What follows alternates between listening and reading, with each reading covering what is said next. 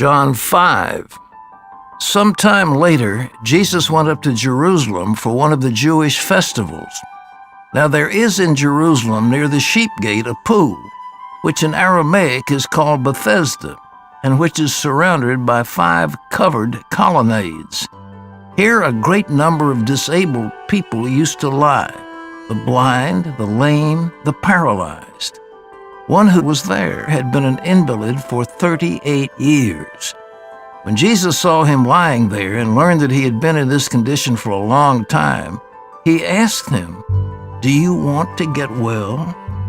"Sir," the invalid replied, "I have no one to help me into the pool when the water is stirred. And while I'm trying to get in, someone else goes down ahead of me." Then Jesus said to him, "Get up, pick up your mat and walk." At once the man was cured. He picked up his mat and walked.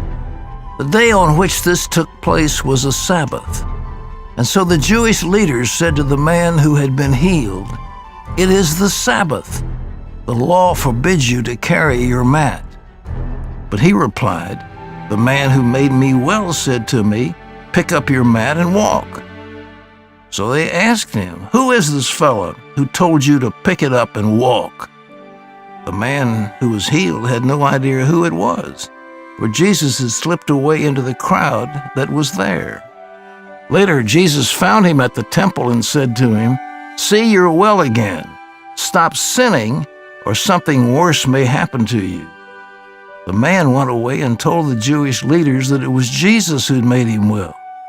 So because Jesus was doing those things on the Sabbath, the Jewish leaders began to persecute him.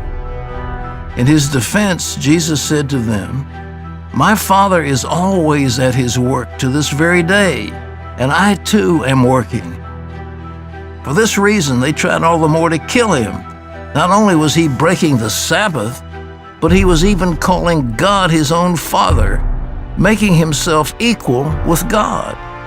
Jesus gave them this answer, "Very truly I tell you, the Son can do nothing by himself. He can only do what he sees his Father doing, because whatever the Father does, the Son also does. For the Father loves the Son and shows him all he does. Yes, and he will show him even greater works than these, so that you will be amazed.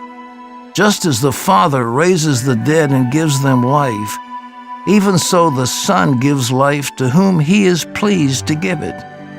Moreover, the Father judges no one, but has entrusted all judgment to the Son, that all may honor the Son, just as they honor the Father. Whoever does not honor the Son does not honor the Father who sent him.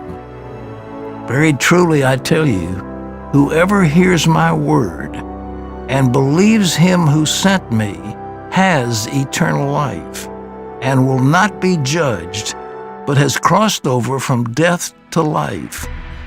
Very truly I tell you, a time is coming and has now come when the dead will hear the voice of the Son of God, and those who hear will live. For as the Father has life in himself, so he has granted the Son also to have life in himself. And he has given him authority to judge, because he is the Son of Man. Do not be amazed at this, for a time is coming when all who are in their graves will hear his voice and come out. Those who have done what is good will rise to live, and those who have done what is evil will rise to be condemned. By myself I can do nothing. I judge only as I hear, and my judgment is just. For I seek not to please myself, but him who sent me.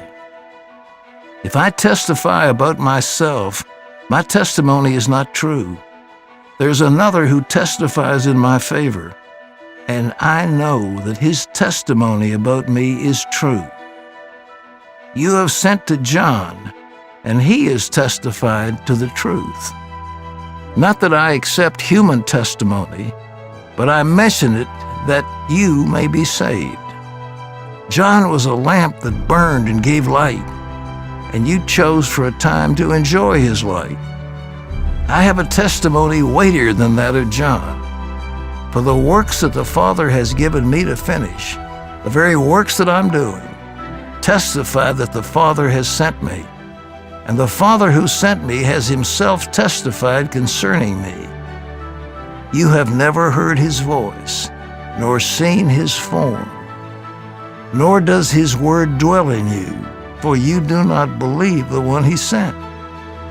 You study the Scriptures diligently, because you think that in them you have eternal life. These are the very Scriptures that testify about me, yet you refuse to come to me to have life. I do not accept glory from human beings, but I know you, and I know that you do not have the love of God in your hearts. I have come in my Father's name, and you do not accept me. But if someone else comes in his own name, you will accept him. How can you believe, since you accept glory from one another, but do not seek the glory that comes from the only God? But do not think I will accuse you before the Father. Your accuser is Moses, on whom your hopes are set. If you believed Moses, you would believe me, for he wrote about me.